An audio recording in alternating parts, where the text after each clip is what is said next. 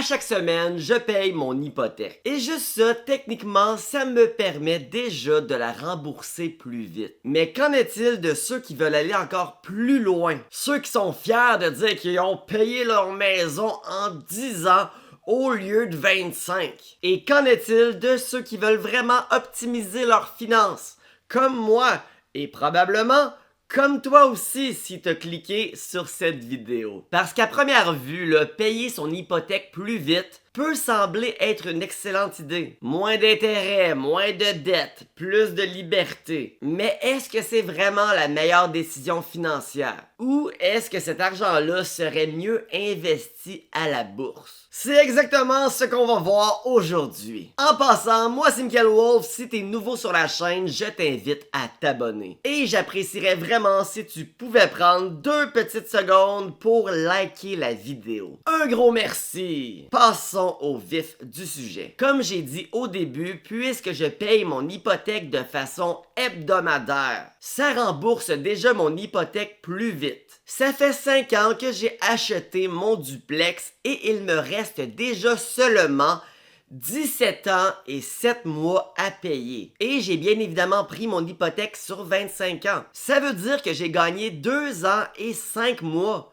en l'espace de 5 ans. Je trouvais que c'était assez impressionnant comme résultat, alors j'ai pas pris de chance, j'ai contacté la personne responsable de mon hypothèque pour m'assurer que c'était vraiment ça. Salut Audrey, j'avais une question que je n'ai pas eu la chance de te poser. Sur la plateforme, il est indiqué que mon amortissement restant au renouvellement est de 17 ans et 7 mois. Si je comprends bien, cela signifie qu'il me reste 17 ans et 7 mois pour rembourser complètement mon hypothèque. Peux-tu m'expliquer pourquoi ce n'est pas plutôt 20 ans, étant donné que j'avais pris une hypothèque sur 25 ans et que cela fait maintenant 5 ans? J'espère que mon questionnement est clair, merci beaucoup. Ce à quoi elle me répond: bonjour Mickaël, merci pour votre demande, votre amortissement est correct puisque vous effectuez des paiements hebdomadaires. Veuillez noter que les paiements hebdomadaires permettent de réduire la durée d'amortissement car vous remboursez votre prêt hypothécaire plus fréquemment qu'avec un paiement mensuel. Bon, ici elle n'a pas expliqué, j'ai fait quelques petites recherches par la suite, mais dans le fond j'ai des paiements hebdomadaires accélérés. Ce qui fait en sorte, si j'ai bien compris, que j'ai 2 paiements de plus par année. Donc en 5 ans, j'ai payé 10 paiements de plus. Donc oui, ça m'a coûté un peu plus cher. Mais les 10 paiements, au final, m'ont tout de même permis de gagner 2 ans et 5 mois. Ça prend pas une calculatrice pour voir que je suis gagnant, là. Tout ça pour dire que effectivement, payer de façon hebdomadaire accélérée, ça me fait économiser beaucoup sur mon hypothèque. Et bien que ça me coûte un peu plus cher,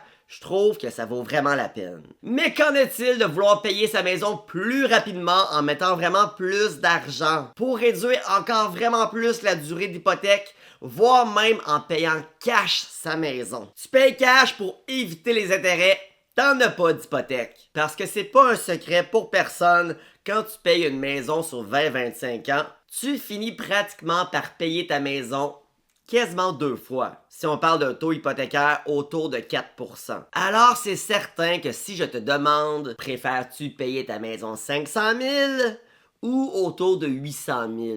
La réponse paraît un peu évidente. Le problème, c'est que c'est pas aussi simple que ça. Parce que quand tu rembourses plus rapidement, voire même quand tu payes cash, puis là je le sais, tu vas me dire qui va payer une maison de 500 000 $ cash. Mais c'est juste à titre d'exemple. Tout ça pour dire que quand tu rembourses plus vite, il y a ce qu'on appelle un coût d'opportunité à ça. Évidemment, si tu prévois investir zéro ton argent, rembourser plus rapidement, ben oui, ça peut être une bonne idée. Mais si tu prévois, comme moi, investir à la bourse, pis pas dans n'importe quoi, là. On parle pas ici de gambler dans des penny stocks ou de prendre des investissements ultra risqués dans plein d'affaires, là. Je parle simplement d'investir dans un fonds indiciel populaire comme le S&P 500, le Dow Jones, le Nasdaq.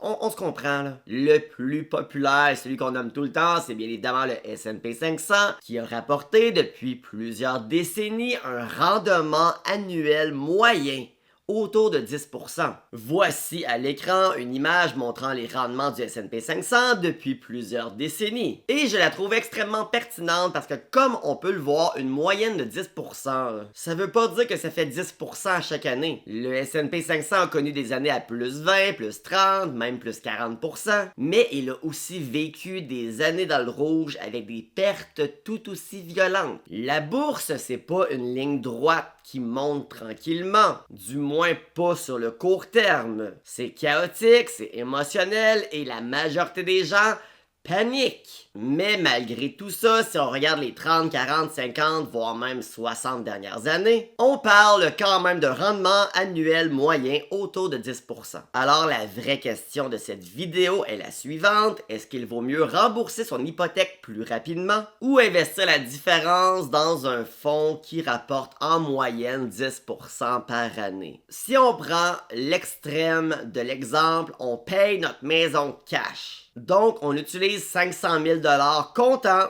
pour éviter de payer environ 800 000 $ au total sur 25 ans. On parle ici d'une économie d'environ 300 000 $ en intérêt sur le long terme. Et dit comme ça semble incroyable. Mais la vraie question, c'est est-ce que ce 300 000 $ vaut réellement la peine d'immobiliser pratiquement 500 000 $ de liquidité pour ne pas avoir d'hypothèque? Surtout quand on sait qu'une hypothèque de 500 000 $ à 4% représente environ 2600 $ par mois, ce qui te permettrait de garder ton 500 000 $ investi. Et oui, je sais, normalement, tu aurais la mise de fonds à payer, blablabla, là, mais on va pas se casser la tête, on va prendre le 500 000 tout simplement. Tout ça pour dire que juste ce 500 000 $ investi à un rendement moyen de 10%, ça représente théoriquement environ 50 000 $ par année. Et là, ça devient complètement absurde quand on regarde le très long terme. Parce que 500 000 $ investi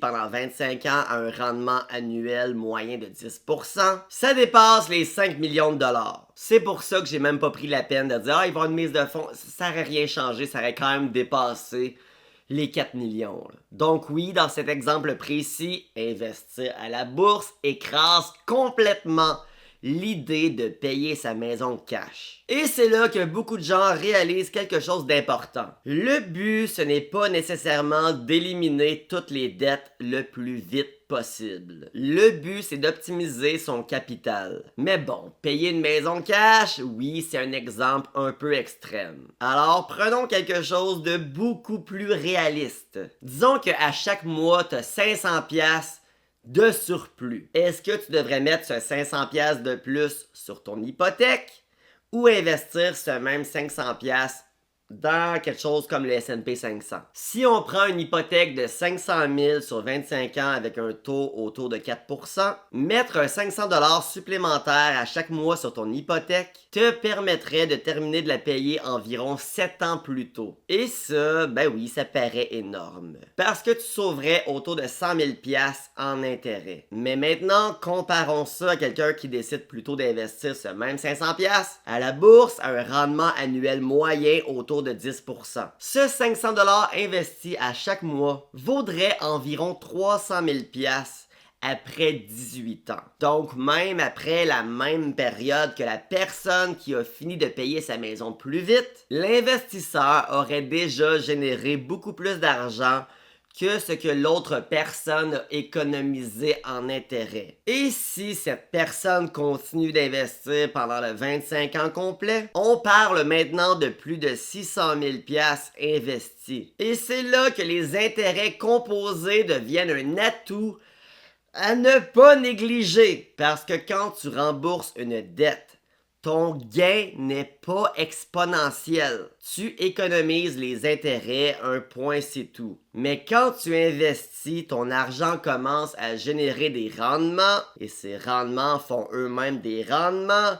et ainsi de suite. Plus le temps avance, plus ça devient exponentiel. C'est d'ailleurs pour ça que les premières années d'investissement semblent souvent lentes. Mais après 15, 20, 25 ans, les chiffres commencent vraiment à exploser. Et pendant ce temps-là, beaucoup de gens utilisent tout leur surplus pour essayer de tuer leur hypothèque le plus vite possible, sans réaliser le coût d'opportunité gigantesque derrière cette décision. Maintenant, attention, ça veut pas dire que de rembourser son hypothèque plus rapidement est une mauvaise décision, parce qu'au final, les finances personnelles restent personnelles. Certaines personnes dorment mieux sans dette, certaines personnes détestent le moindre petit risque. Certaines personnes savent qu'elles ne vont jamais réellement investir la différence. Et dans ces cas-là, oui, rembourser plus rapidement peut être une excellente décision. Mais d'un point de vue purement mathématique et stratégique, sur le très long terme, investir a généralement beaucoup plus de potentiel.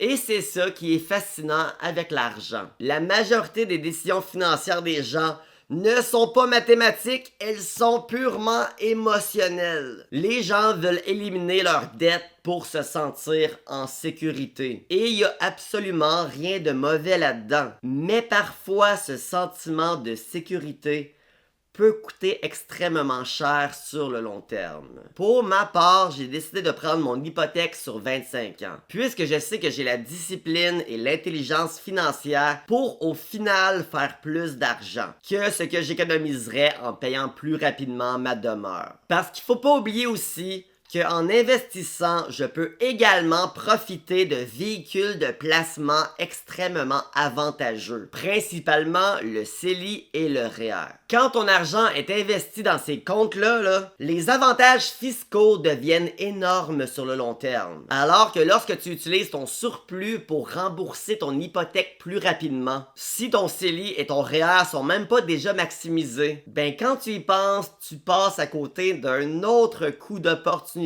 Et parlant de coûts d'opportunité manqués, en terminant cette vidéo, si t'as pas encore pris 20 minutes pour lire mon ebook Investir simplement, rapidement et efficacement, ben tu manques vraiment quelque chose. Là-dedans, j'explique vraiment toutes les notions essentielles que j'aurais aimé connaître au début de ma vingtaine pour commencer à investir plus tôt sur mon avenir. J'ai commencé en 2018 et si c'était à refaire, j'aurais commencé bien avant. Alors fais pas la même erreur que moi et commence le plus tôt possible. Si ça t'intéresse, le lien est en description. Si tu veux aider mon algorithme YouTube, oublie pas de liker et de commenter cette vidéo. Un gros merci à tous ceux qui prennent le temps de le faire, j'apprécie vraiment beaucoup. Et sur ce, je vous souhaite à tous et toutes une excellente fin de journée.